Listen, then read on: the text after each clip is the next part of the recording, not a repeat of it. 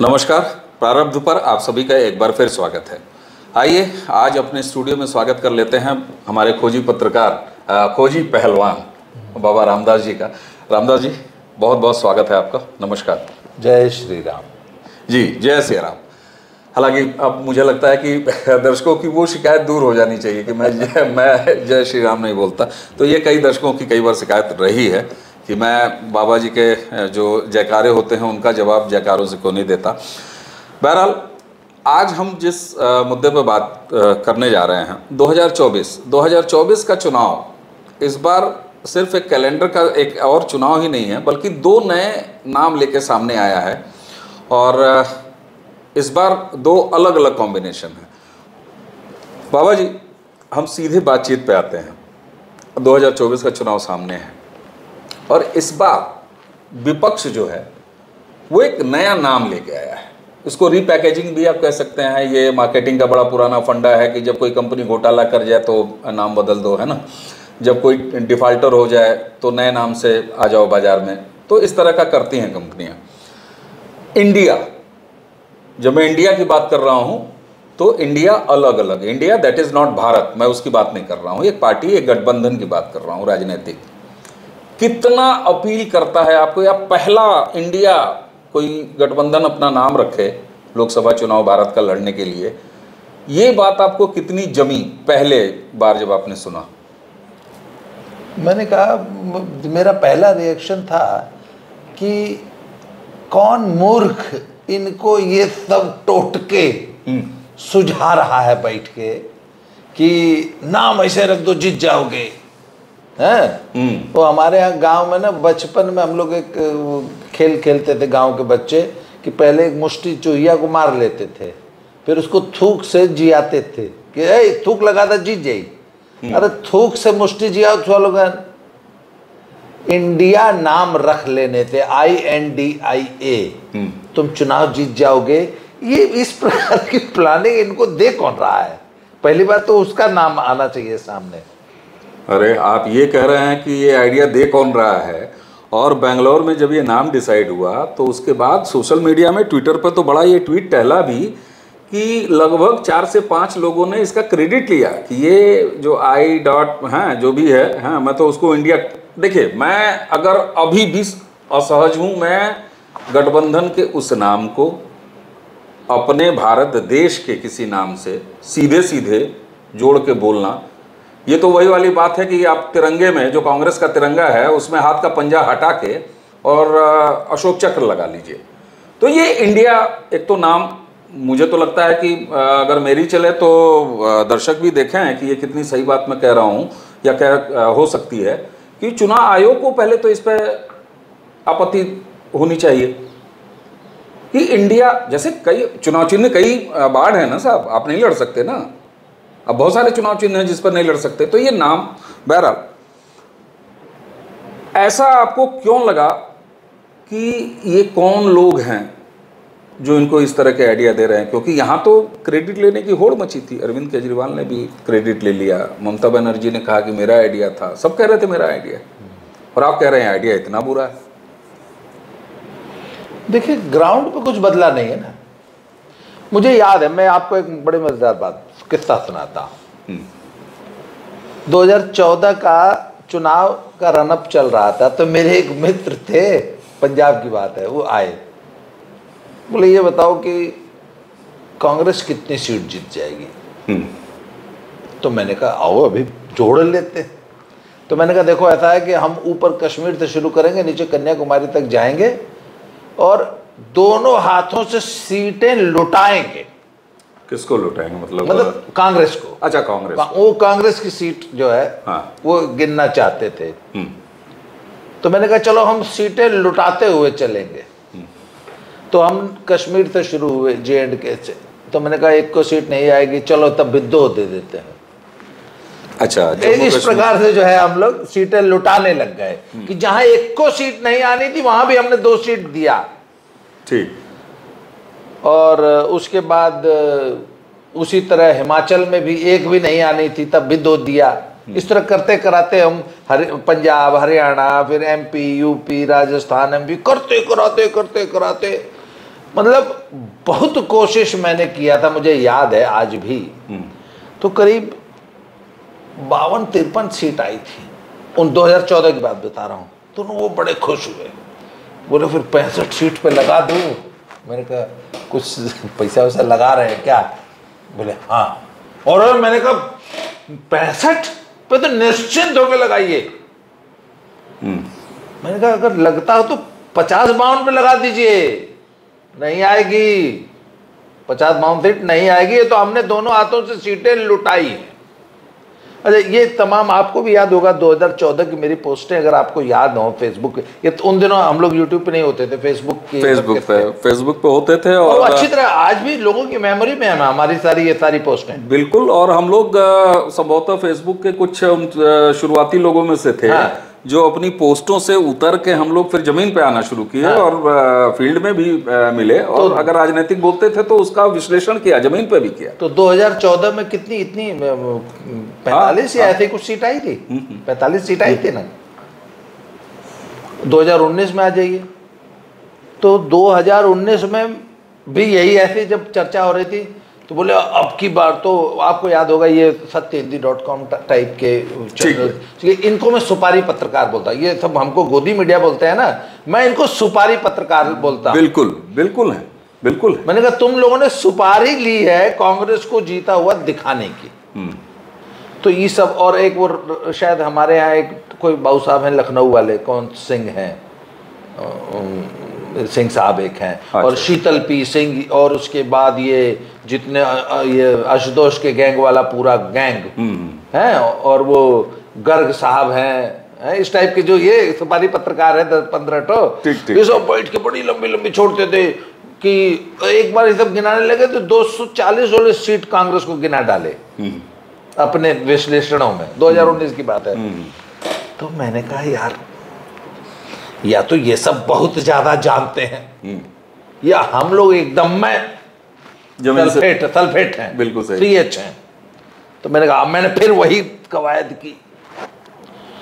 तो मैंने कहा एक बात बताओ, ये 2014 की टैली बचा ले जाएगी कांग्रेस 2019 में? मुझे ये शंका थी कि ये 2014 की भी टैली बचा के ले जाएंगे। खैर इज्जत बच गई, 52 सीट आई। बिल्कुल। ये सब तो सरकार बनवा रहे थे 2019 में, सुपारी पत्रकार। तो जब ये INDIA का गठन हुआ और पहली पटना में और दूसरी कर्नाटक में जब बैठक हो गई, अरे भैया कुल सब चुत्तर पे गुलाल पोत के लगना है, नाच रहे, ओहो अब तो सरकार। इससे पहले इन सबों का आपने देखा होगा मतलब उत्साह कि अरे राहुल जी ने तो पूरा देशवय बदल दिया, कहां से कहां कई हजार किलोमीटर पैदल चल दिया लड़का, या इतना बड़ा। ये भैया जहां चुनाव तो वहां गई नहीं किया, पदयात्रा में, ठीक बात, जहां चुनाव था वहां तो गया ही नहीं, और सुपड़ा साफ करा लिया अपना वहां गुजरात में। वो तो सांत्वना पुरस्कार है कि इनको एक हिमाचल मिल गया, कर्नाटक, और इधर कर्नाटक मिल गया, तो सब क्रेडिट देने की होड़ मच गई। देखो इसी पदयात्रा का असर है, हिमाचल जीत गए। अरे यार, हिमाचल तो हर 5 साल पे रोटी पलट के खाने वाला स्टेट है। ये हरियाणा, हिमाचल, राजस्थान, पंजाब, ये स्टेट तो कुख्यात है हर 5 साल पे सरकार बदलने के लिए। ये तो हरियाणा में तो बाई चांस एक मिराकल हुआ था कि खट्टर साहब जो है सरकार अपने रिपीट कर गए। तो हिमाचल में तो हम मान के चल रहे थे कि चाहे कुछ हो जाएगा सरकार बदलेगी। उन दिनों में था भी हिमाचल। तो सब सुपारी पत्रकार तो ऐसे उछल रहे हैं जैसे बस अगली सरकार जो है। अच्छा ये बताइए, सोशल मीडिया पे आप भी, फेसबुक पे, जो भी लोग यूट्यूब, देखिए बहुत सारी एक चंक आया जो यूट्यूब पे अब दिखाई देता है, जरा आधे मिनट में उसको समेट लिया जाए, बहुत ज़रूरी है वो।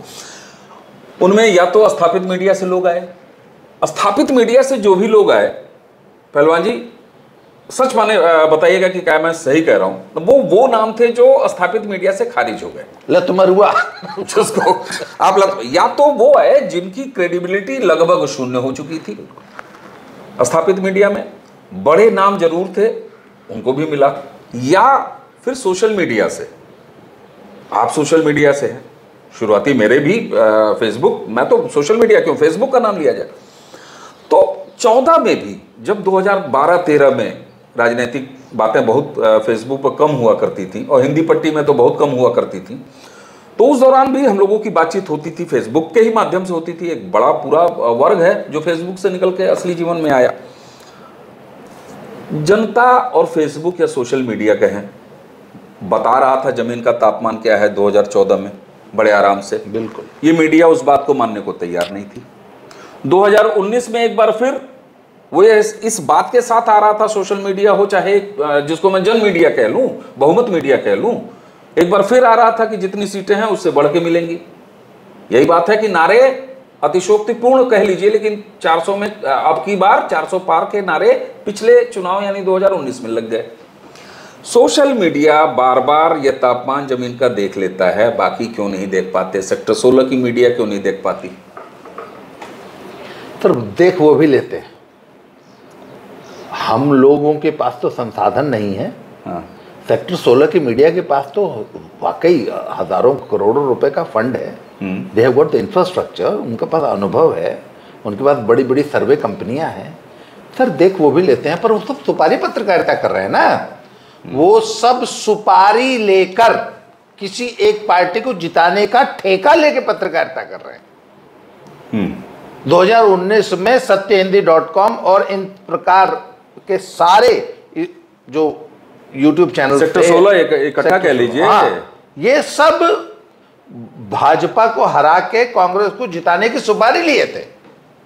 अच्छा, मैं ये सोचता था कि मैंने कहा यार चुनाव से पहले ये सब जब समीक्षा करते थे तो मैंने कहा ये सब जिस दिन रिजल्ट आएगा उसके बाद ये तो कहाँ मुंह छुपाएंगे, या उस दिन ये लोग क्या चर्चा करेंगे कि हम लोग कल तक क्या बता रहे थे, कल तक हम लोग 250 सीट ला रहे थे, आज कांग्रेस 50 सीट पे। क्योंकि मैं तो हमेशा कहता था कि 2014 का टैली बचा पाएगी 2019 में, ठीक है, बड़ी मुश्किल से बचा पाई, 52 सीट आई है। और जबकि सबसे बड़ा राज्य यूपी जो 80 सांसद देता है, सेटबैक था, पिछला चुनाव एक मतलब बिल्कुल विकट परिस्थिति थी।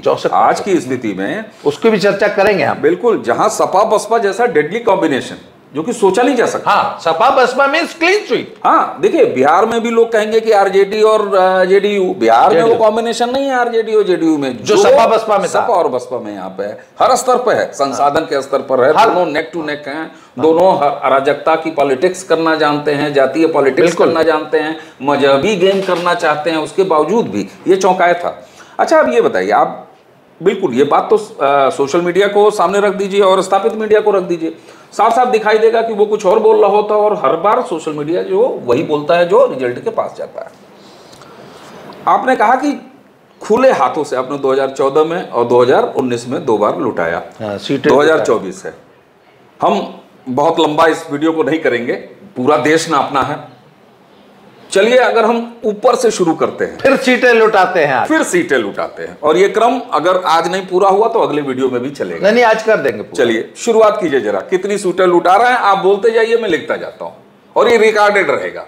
नहीं, उसको पहले 1 मिनट की उसकी एक ओपनिंग लाइन। ठीक है।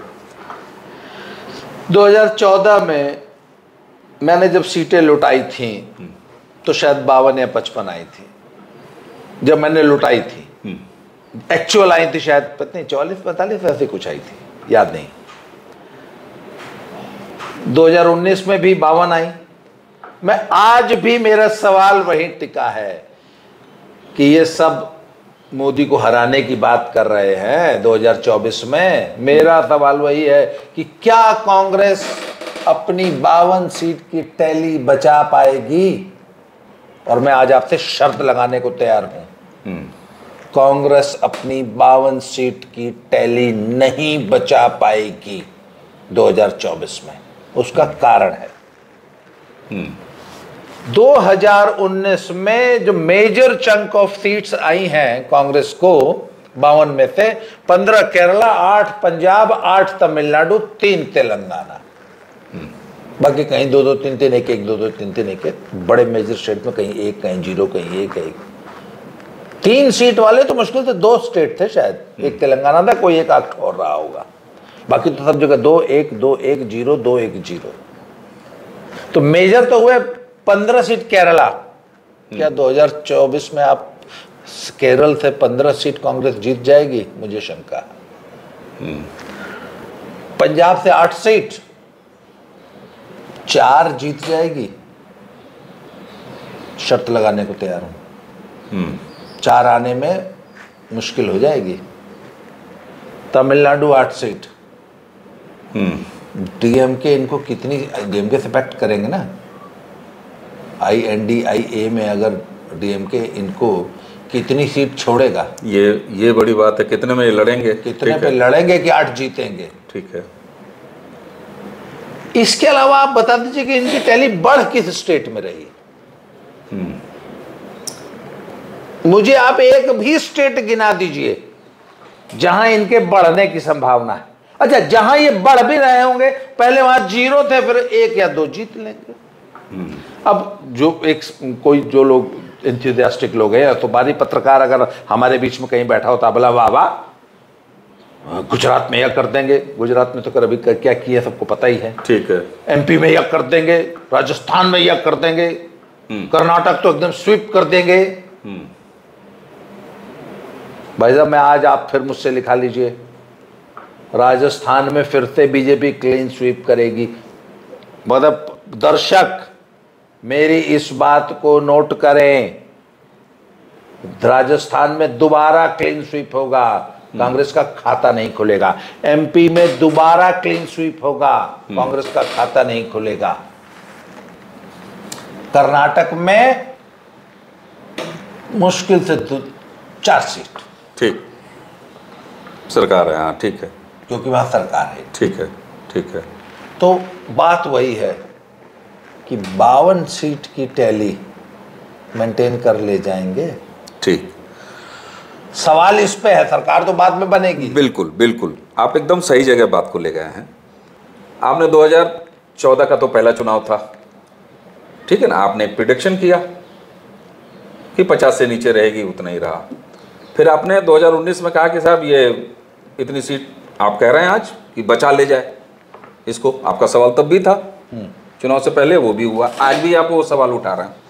क्या आपको ऐसा नहीं लगता कि ये स्थिति, और वाकई आप जब कह रहे हैं ना कि जरा जोड़ लीजिए कहाँ बढ़ेंगी सीटें, क्योंकि ये एक रिवर्स इंजीनियरिंग का, ये बड़ा तकनीकी हिसाब किताब है। जैसे होता ना कि किसी चीज़ को इंजीनियर को समझना हो तो इंजीनियर क्या करे, उसको उल्टा खोलना शुरू करे, तो उसको रिवर्स इंजीनियरिंग कहते हैं। तो आप जब ये कह रहे हैं ना कि चलो खुले हाथ बांटते हैं सीट, इस तरह की चर्चा में हम शामिल भी रहे हैं, क्या आपको ऐसा लगता है कि इन टोटलिटी, हम आगे और विस्तार से इसको चर्चा करेंगे अलग अलग, 2014 से ही 2019 में रिपीट हुआ? होता क्या है कि विधानसभा स्तर के चुनाव के रिजल्ट्स भले ही कुछ और हो, ये देखा गया ना 2019 में, और लगातार देखा गया है। तो क्या आपको ऐसा लगता है कि लोकसभा के चुनाव एक बिल्कुल अलग प्लेटफॉर्म पर लड़ती है वही जनता, और विधानसभा के प्लेटफॉर्म दूसरे होते हैं उसी के लिए? क्या इस वजह से इस तरह का होता है? जहां पर देखिए आप, राजस्थान में सरकार नहीं है बीजेपी की, हटी वहां, लेकिन लोकसभा स्तर पर clean sweep. Clean sweep. Bihar को देख लीजिए, आज गठबंधन नहीं है, लेकिन जब गठबंधन था, महाराष्ट्र को देख लीजिए, यूपी में मान लीजिए अपने स्तर पर बीजेपी ने इतना कर लिया है। तो क्या ये एक ऐसा वोटर का, जिसको आप कह लीजिए कि शिक्षित होना, कि लोकसभा में कैसे वोट करना है और विधानसभा में कैसे वोट करना है, इस वजह से ये स्टेट के जो नतीजे होते हैं उनका रिजल्ट आप नहीं देते हैं, या कोई नहीं देता है और दिखता भी नहीं है लोकसभा चुनाव पे? क्या ऐसा है? देखिए, पिछले 2 चुनाव में ये पूरी तरह एस्टैब्लिश हो गया है कि जनता विधानसभा में अलग तरीके से वोट कर रही है और लोकसभा में अलग तरीके से वोट। लोकसभा में वो सीधे सीधे मोदी को वोट दे रही है, विधानसभा में वो लोकल मुद्दे, लोकल सिंबल, लोकल प्रत्याशी, नेता, लोकल नेता को वोट देती है। परंतु वही जनता जब लोकसभा में वोट देती है तो वो सिर्फ मोदी को देखती है, और ये देखती है कि मोदी के सामने कौन। और यही ट्रेंड 2024 में रिपीट होगा। एक चीज और यहाँ पर रह गई, जरा उसको जोड़ लीजिए तो और ऑथेंटिक और मजबूत हो जाएगा। आपने कहा वो बाकी अपने विषय और ये सब नेता वेता देखता है लोकल, लेकिन एक चीज और, जब वो मोदी के लिए वोट कर रहा होता है, लोकसभा के लिए वोट कर रहा होता है 2014 के बाद से, तो वो जाति वाला फैक्टर भी उसका पीछे रह जाता है। ये भी तो दिखाई दे रहा है वोटों में। मानते हैं आप? जाति भी डाइल्यूट हो जाती है when people vote for the Lok Sabha. जब जब जब मोदी जी दिखने लगते हैं तो जाति भी डाइल्यूट होती है। 2019 के चुनाव में यादवों ने बहुत कायदे से वोट दिया है। मैं आपको कम से कम 20 कॉन्स्टिट्यूएंसी गिना सकता हूं जहां यूपी में यादवों ने बहुत अच्छा वोट दिया है बीजेपी को। मैं नाम नहीं लूंगा और मैं आपको भी कहूंगा नाम मत लें। 2019 के लोकसभा चुनाव में मैं एक सीट पे था, फुल टाइम था, बाकायदे बना हुआ था, काफ़ी नज़दीक बना हुआ था, लंबा बना हुआ था। वोटिंग के दिन एक यादव बहुल गांव की ही बात कर रहा हूं और निषाद बहुल, 70-30 निषादों में और यादवों में 60-40 ये बंटवारा हुआ था। अगर 60 वोट कहीं और गए थे तो 40 टूट के एनडीए के पास आए थे मोदी के नाम पे। वैसे ही वहां पे 70%, तो 2 का तो बिल्कुल है। जाति बंधन निश्चित रूप से टूटे हैं, अदरवाइज किसी को पैन इंडिया और इतनी बड़ी संख्या नहीं मिलती। ये तो बात आप मानेंगे। अच्छा, आप ये बताइए, उत्तर प्रदेश को अगर सेंटर उठा लिया जाए, 80 सीटें हैं, 80 सीटें, जो सबसे मजबूत मुकाबला अगर कोई कर सकता था, वो कॉम्बिनेशन पिछली बार आजमाया जा चुका है यूपी में और फेल हो चुका है। ठीक है, इसका मतलब है कि बिहार में एक नई स्थिति हो रही है। जरा जो स्टेट जहां स्थिति बदल रही है, क्योंकि आपने जब ये कहा कि जो 2019 में हुआ है वही 2024 में रिपीट होगा, तो हम रिवर्स इंजीनियरिंग जरा करते हैं ना, कि जो ऐसे स्टेट्स जहां स्थितियां बदलने की उम्मीद है। उत्तर प्रदेश पर हम बाद में आएंगे। जरा बिहार में ये स्थिति उल्टी हो रही है। इस बार वहां एक दूसरे टाइप का गठबंधन है। ये कह लीजिए कि 2019 का यूपी अब दोहराया जाएगा 2024 में, संभावित है। जेडीयू और आरएलडी, सपा और बसपा।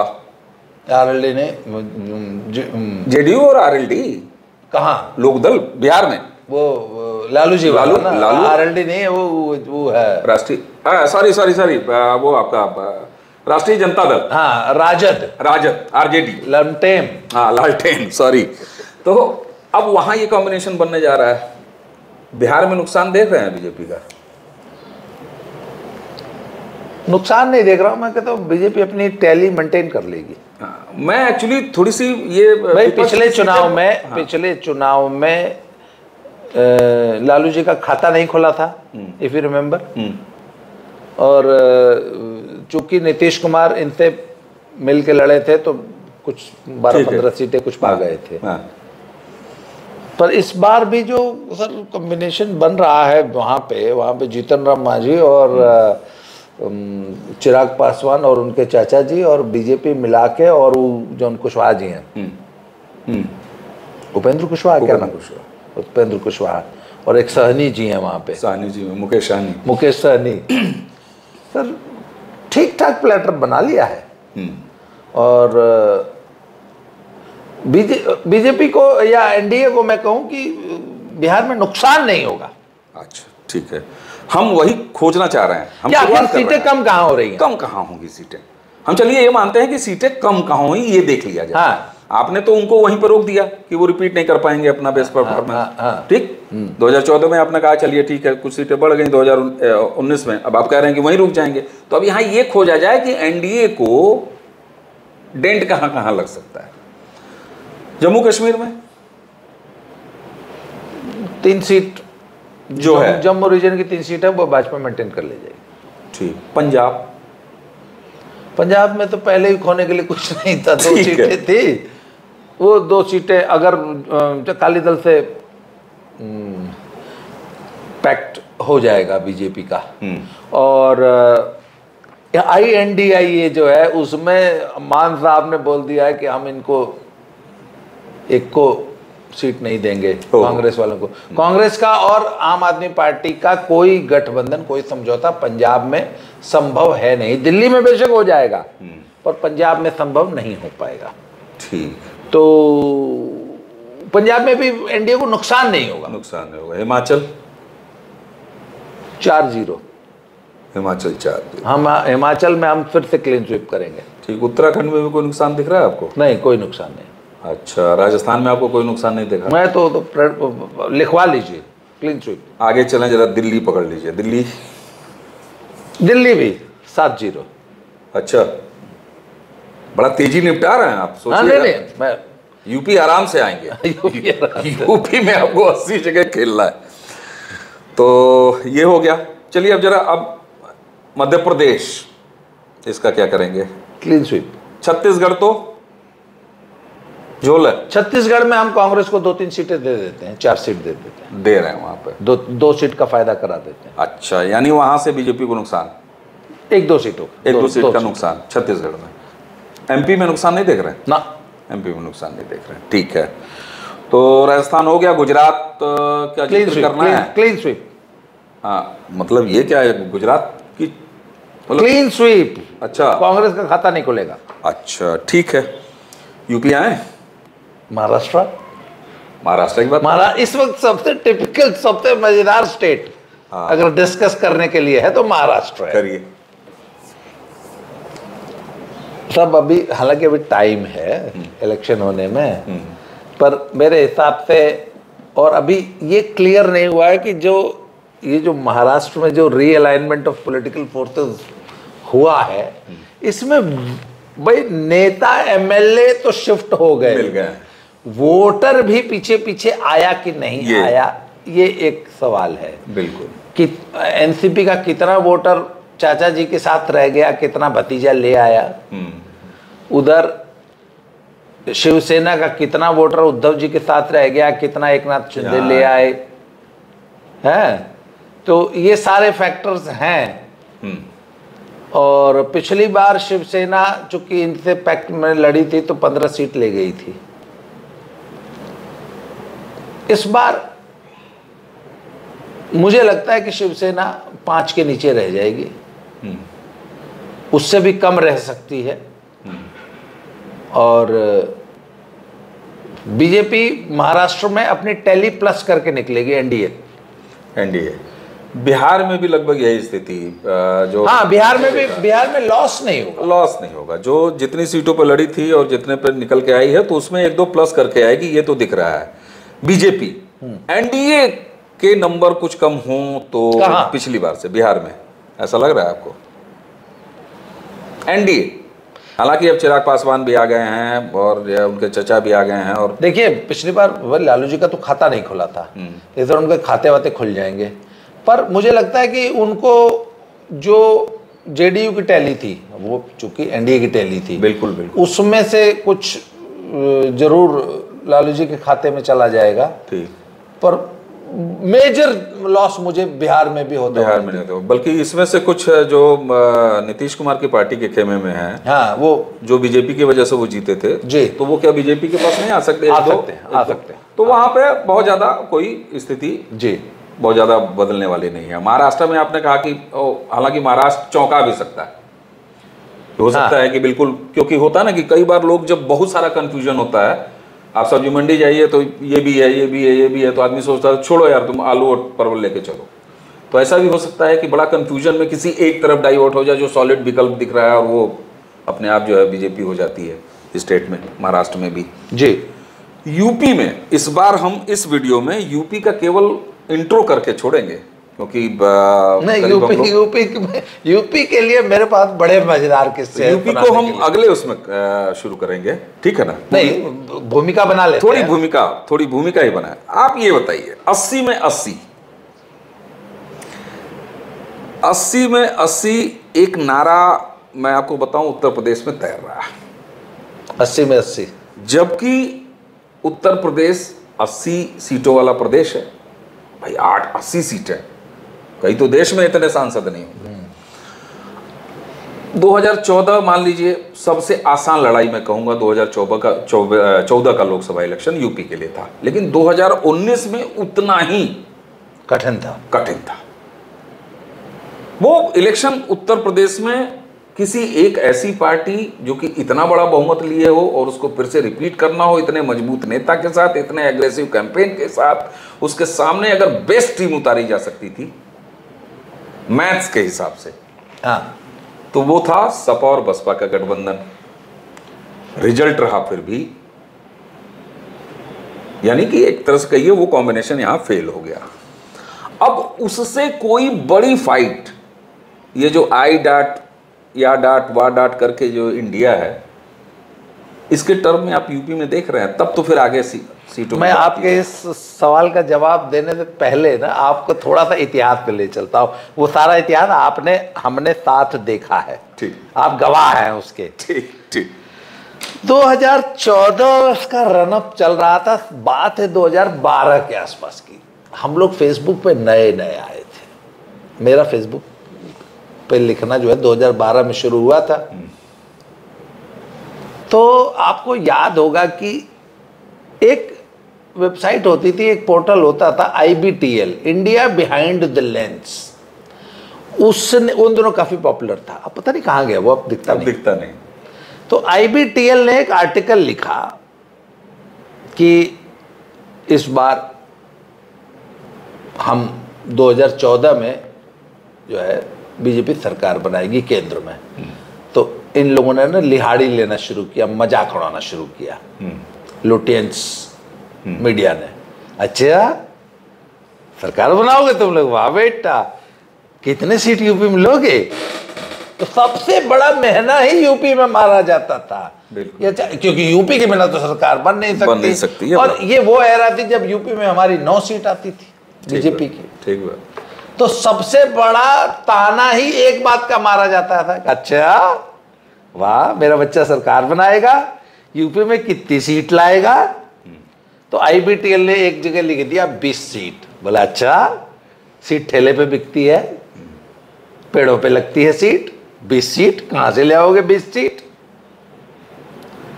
तो IBTL ने अपने तर्क देने की कोशिश की थी उस लेख में, और उस लेख का सोशल मीडिया पे बहुत मजाक उड़ा था, 20 सीट पे मजाक उड़ा था। And the period was 2012। क्या था, धीरे धीरे बिल्डअप होने लग गया, लोगों को लगने लग गया कि नहीं वाकई इस बार जो है, ये वो एरा थी जब लोग कहते थे कि ये चाय वाला कभी जीवन में प्रधानमंत्री नहीं बनेगा, बहुत करेंगे तो हम इसका चाय का स्टॉल लगवा देंगे, जब कांग्रेस का अधिवेशन हो रहा था। ठीक ठीक, ये वो जमाने थे। ठीक है। कि जीवन में कभी PM नहीं बनेगा, क्यों? कोई सहयोग ही नहीं देगा, कोई समर्थन ही नहीं मिलेगा, और क्लियर मेजोरिटी आ जाएगी इसका तो सवाल ही पैदा नहीं होता, और जो कि क्लियर मेजोरिटी आएगी नहीं तो इसलिए कोई समर्थन देगा नहीं। तो तब 2-4-6 महीना और बीता तो IBTL ने जो 20 सीट थी वो बढ़ा के 35 सीट कर दी। तो फिर लोगों ने मजाक उड़ाया, अच्छा यूपी में 35 सीट आएगी तुम्हारी, कहां से आएगी भाई, कहां से लाओगे भाई वोट? तो मेरे एक मित्र है, वो हैदराबाद में ना एक अखबार के एडिटर है, हिंदी अखबार के, बड़े क्लोज फ्रेंड है। तो उनसे मेरी फोन पे चर्चा हो रही थी, तो मैंने उनसे एक बार ऐसी बातों बातों में कह दिया था 65 सीट आएगी। तो उन्होंने मेरी तरफ ऐसे करके देखा, ऐसे बड़ी कुटिल सी ऐसे करके, देख कौन सा माल फूंकते हो तुम लोग यार, इतनी लहर है तुम्हारी। मैंने कहा आप हैदराबाद में बैठे हैं, आपको आइडिया नहीं है, लहर नहीं है।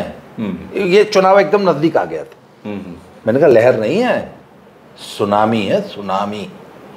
लहर तो बहुत छोटा शब्द है। बोले अच्छा, तो उन्होंने जो सबसे बड़ी लहर देखी थी वो राम मंदिर वाली लहर देखी थी, 90-92 वाली।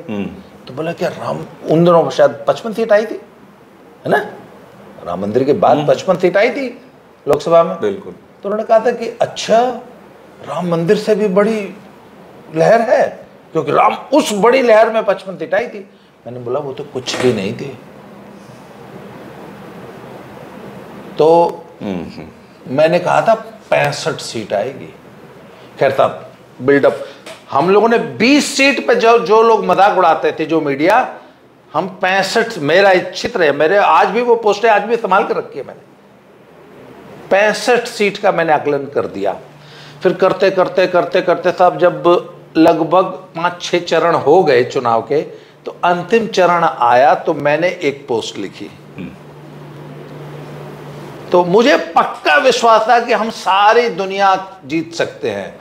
गाजीपुर जो मेरी होम सीट है, मेरा घर है जहां, मैंने कहा सब कुछ जीत जाएंगे, गाजीपुर नहीं जीतेंगे। तो तब जब नजदीक आता, और यही मनोज सिन्हा जी चुनाव लड़ रहे थे, लड़ते लड़ते लड़ते जब एकदम नजदीक आ गया चुनाव, तो मैंने एक पोस्ट लिखी थी, आपको भी शायद याद होगी। तो मैंने सिर्फ 4 लाइन की पोस्ट लिखी थी। मैंने कहा हम गाजीपुर भी जीतने जा रहे हैं क्या? तो फिर मैंने अगली लाइन लिखी थी कि अगर हम गाजीपुर भी जीते तो जल प्रलय होगी, पैर रखने की जगह नहीं बचेगी। और सर आपको याद होगा हम गाजीपुर भी जीते थे और 72 सीट आई थी। तो हमने 20 सीट से सफर शुरू किया था और 72 तक आ गए थे। ठीक है, आपको याद है सारा ये? बिल्कुल बिल्कुल। ये तो था 14। अब 19 पे आ जाऊं। 19 पे हो गया था अब गठबंधन सपा बसपा का, और सुपारी मीडिया लगा चिल्लाने कि बीजेपी तो 20 पे रह जाएगी, 20 सीट नहीं आएगी। तो आपको याद है मैं उसी गौतम पल्ली के उस बंगले में, मैं उसी घटना का आपसे जिक्र भी करने जा रहा था। आप करिए, आप गौतम पल्ली वाली घटना।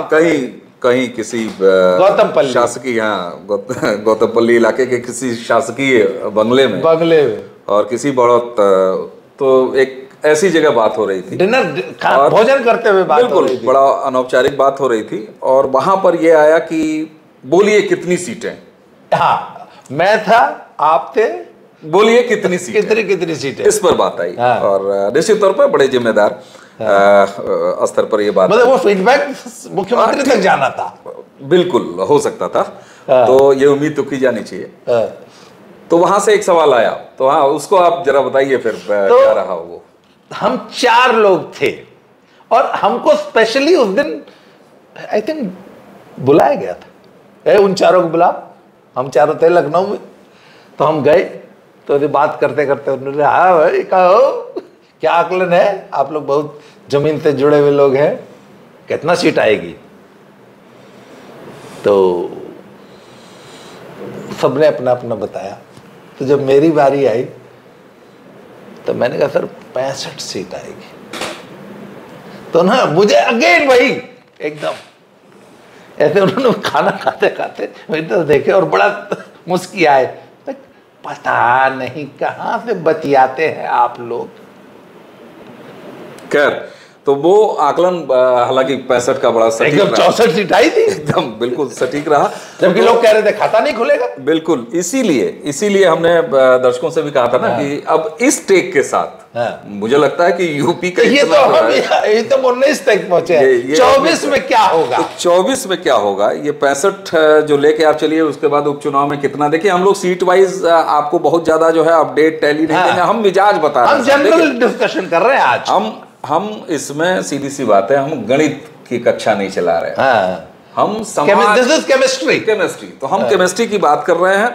और मिजाज दर्शक ही बताता है, हम आप ही वोटर हैं, 2014 से वही बोलते हैं। और देखिए एक सबसे बड़ा मंच लोगों के पास आ गया है, जनता के पास, ये तो मानेंगे आप, 2014 और नरेंद्र मोदी और आज की भाजपा का जब से सत्ता आ रही है, सोशल मीडिया एक बड़ा, ये चाहे हम YouTube पे बात कर रहे हैं, हमारे दर्शक नीचे आके जब बात करते हैं, तो ये सब क्या है, एक ये ऐसा कनेक्ट है कि जो जमीन की बात बोलता है भाई, सोशल मीडिया का तो ये कि गलत तस्वीर आप डालिए, नीचे ग्राउंड से तस्वीरें आनी शुरू हो जाती हैं कमेंट बॉक्सेस में, तो ये मजबूती है। तो इसीलिए ये बहस भी बड़ी उम्दा है कि भाई बार बार क्यों जमीन का तापमान बताती है सही सोशल मीडिया। तो आप, अच्छा है कि हम लोग काफ़ी सोशल मीडिया का भी आज जिक्र कर रहे हैं, तो लोग वहाँ भी जाके देखेंगे।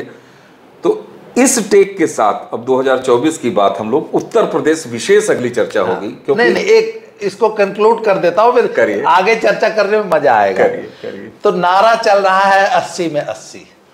हाँ, ये नारा तो उत्तर प्रदेश में चल रहा है, और नारा भी दिल्ली से नहीं निकला है, उत्तर प्रदेश का नारा लखनऊ से निकला है। देखिए 2017 में भी नारा निकला यूपी से, तो ऐसे नारा मतलब 2019 में भी निकला ही। नारा दिल्ली अगर टास्क दे है, मैनेजर अपनी सेल्स टीम को टास्क दे कि 80 पीस बिकना चाहिए, हाँ, और अगर सेल्स टीम खुद ही आगे बढ़ के बोले सर 80 पीस बेच के आएंगे आज, तो अंतर है ना सर, दोनों में फर्क है।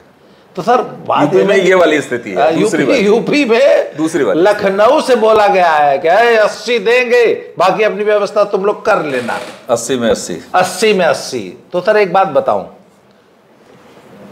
निषाद पार्टी से तालमेल के बारे में आप बेहतर जानते हैं, मैं थोड़ा सा कम जानता हूं। है। ओम प्रकाश राजभर से हो चुका है, हाँ बिल्कुल, जयंत से बात चल रही है और मोस्ट प्रोबेबली हो जाएगा निश्चित, उसमें कोई बहुत दूसरी बात नहीं लगती है। वो लास्ट टाइम एडजस्टमेंट्स वगैरह हैं, वो बहुत हद तक संभावना है। हाँ। क्या मतलब ये मान के चल रहा है, अगर सब मान के चल, अगर ये सारे तालमेल स्मूथली हो जाते हैं तब भी अच्छा कांग्रेस का खाता नहीं खुलेगा, ये मैं गारंटी लेता हूं। रायबरेली से माताजी इस बार लड़ेंगी नहीं, अगर लड़ेंगी तो हार जाएगी।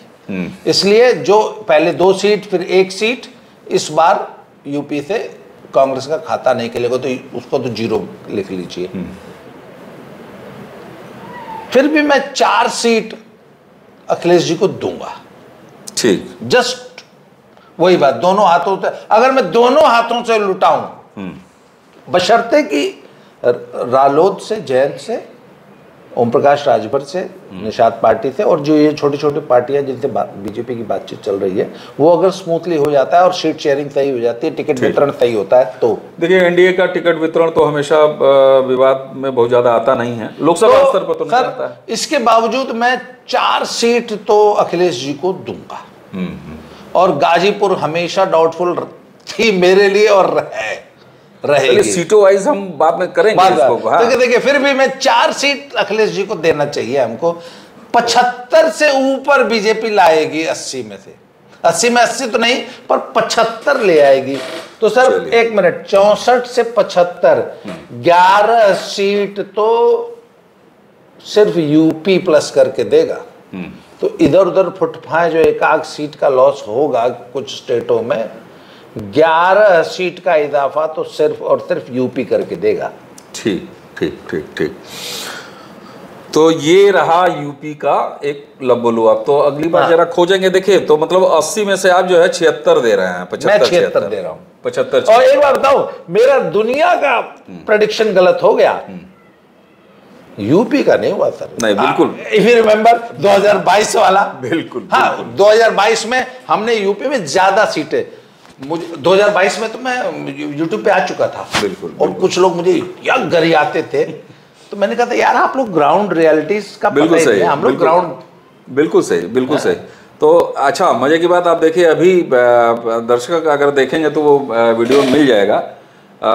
लगभग एक बहुत वरिष्ठ यहाँ उत्तर प्रदेश के पत्रकार संजय तिवारी जी से हम बातचीत कर रहे थे, और संख्या जो है ये 76 वाली जो है ना, 75-76, तो 5-7 सीट वो भी फंसी होने की बात कर रहे थे। फंसने का मतलब उसको आप फंसा ना कहिए, तो कुछ सीटों के अर्थमेटिक ऐसी होती है हाँ, कुछ मतलब जातीय समीकरण ऐसे हाँ, हो जाते और फिर उसमें टिकट वितरण फिर बहुत मैटर करता है। तो ठीक है, अभी बहुत गुंजाइश बची है बतियाने की, और यूपी को जो है ना, जिसको कहते हैं आज डिस्कशन टेबल पर बैठे हैं, तो एक और बड़ा मजेदार स्टेट है जहां बड़ा हरियाणा पे, क्योंकि हरियाणा में 10 साल की एक तो खट्टर साहब की एंटी इनकम्बेंसी हो गई, और हरियाणा में जो और पिछली बार क्लीन स्वीप था, 10 की 10 सीट बीजेपी जीत गई थी। झारखंड है ये सब ठीक है। तो मुझे लगता है कि यूपी के लिए आज जो है थोड़ा सा एक मजेदार चुनाव हरियाणा में होगा, ये मानना पड़ेगा। चलिए हरियाणा में मतलब हरियाणा कवर करने में मजा आएगा आपको। ठीक है, तो यूपी छोड़ते हैं।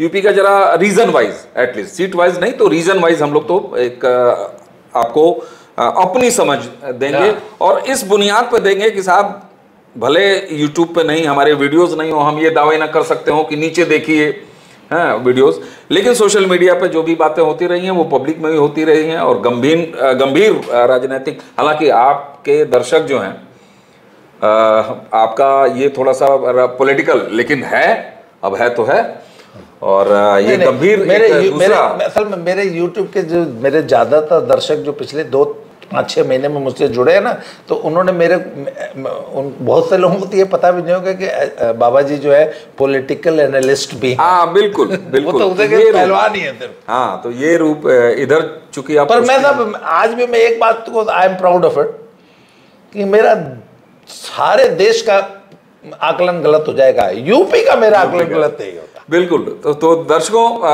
उत्तर प्रदेश चूंकि देखिए अब 25 करोड़ आबादी का प्रदेश है, इतना 80 इतना कॉम्प्लेक्स, हाँ, और इतना मतलब इतने रसायन हैं, और जब हम रसायन की बात कर रहे हैं तो हम 80 में 80 आखिर नारा कहाँ से आया है, और अगर कोई 75-76 की हम लोग बात कर रहे हैं तो वो कहाँ से आएगा, तो इसको ज़रा तफसील से आराम से बतियाएंगे। उसी के साथ आपने कहा बड़ी मज़ेदार चर्चा होगी हरियाणा पे, तो हरियाणा को भी कवर करेंगे।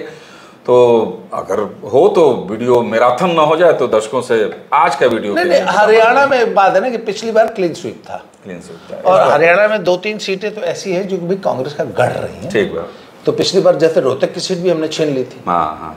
तो इस बार एक तो एंटी इनकम्बेंसी ठीक है, और उसके बाद जाट वोट का ध्रुवीकरण, और तो ये सारे फैक्टर्स जो है, और हरियाणा में टिकट वितरण जो है ना उसका वो बहुत मतलब क्रूशियल रोल प्ले करता है। ठीक। और हरियाणा में जाट वर्सेस 35 जात का जो समीकरण बनता है ना, एक और जाटों का एकमुश्त कांग्रेस का समर्थन है, और खट्टर साहब का 35 जातियों का संतुलन मेंटेन करना, तो वो बड़ा मतलब हरियाणा भी मतलब एनालिसिस के मामले में बहुत ही मजेदार स्टेट है। चलिए, तो फिर यूपी का पूरा एक बड़ा हिस्सा बातचीत का और हरियाणा पूरा जी ये रखते हैं अगली बार, अगले वीडियो में करते हैं। ठीक है दर्शकों, तो उम्मीद है कि आप नीचे कमेंट बॉक्स में आके हमको ये बताएंगे, और निंदा करना हो सीधे बोलिए, लेकिन हम लोग अपने पुराने आकलन के आधार पर अपना एक रासायनिक जो है वो खाका हम लोग खींच रहे हैं। बाकी नंबर गेम तो देखिए, मैं हमेशा एक बात कहता हूँ कि ये जब गठबंधन की राजनीति होती है ना, तो कुछ मूर्ख विश्लेषक जो है ना वो कभी नहीं इसको प्लस करने लगते हैं कि इतने % वोट इनका, इतना। मैंने कहा यार ये it is not a subject of arithmetics, it is simply chemistry. बिल्कुल, इसीलिए ये केमिस्ट्री है भैया। नेता तो बैठ जाते हैं बेंगलोर में हो चाहे पटना में हो, ये लोग मिल तो जाते हैं, लेकिन क्या इनके वोटर्स भी मिलते हैं, और बड़ा कंफ्यूजन होता है। तो जो सॉलिड दिख रहा होता है, एक बड़ी जनता होती है जो बिल्कुल आपके जो है पटरी पे खड़ी होती है, और वो ये देखती है कि जीत कौन रहा है, माहौल किसका है, वहां चली जाती है। आप बहुत सारा कंफ्यूजन करेंगे। मैं एक चीज और आपको याद दिलाना चाहूंगा, 2019 का चुनाव तो मैं, आप और हमारी पूरी टीम ने, हम पूर्वांचल के 4 जिलों में पूरा 1-1.25 महीना तक पूरा बाकायदा हमने सुपरवाइज किया था। उस वक्त हमारी एक बड़ी जबरदस्त ऑब्जर्वेशन थी कि 2019 के चुनाव में मुसलमान वोटर वोट डालने ही नहीं निकला। वो एक अलग वीडियो का सब्जेक्ट है, आप इस पर भी बात करेंगे। और वो रहस्य आज तक हम लोग नहीं खोज पाए कि 2019 में वेल डिकोडेड उस पे भी चर्चा होगी। देखिए, भाजपा इस बार नहीं, सवाल है इस बार निकलेगा। इसी पे मैंने कहा कि एक अलग वीडियो बनता है इस पे। तो अब बात निकली है तो बड़ी दूर तक जाएगी, और आपके साथ जो है राजनीतिक चर्चा की अब शुरुआत हुई है, और मौसम इलेक्शन का है तो बीच बीच में ये राजनीतिक चर्चाएं हम लोगों की चलती रहेंगी। आज आप स्टूडियो में हैं इसलिए यहाँ बैठ के बात हो रही है, वरना जो है वर्चुअल स्टूडियो स्ट्रीमयार्ड के जरिए बात होगी। तो दर्शकों, आज के वीडियो के लिए अपना फीडबैक जरूर दीजिएगा, और वीडियो लंबा हो गया होगा उम्मीद से, लेकिन हम इसका 2 पार्ट नहीं डालेंगे, इसको डालेंगे एक बार ही। हमारे ज्यादा लंबा भी नहीं हुआ। हाँ ठीक है, तो जैसा भी हो आप सभी के फीडबैक का हमें इंतजार रहेगा। तो आइए आज की चर्चा के लिए बाबा रामदास जी को देते हैं धन्यवाद, और आप सभी को करते हैं नमस्कार, बहुत बहुत नमस्कार।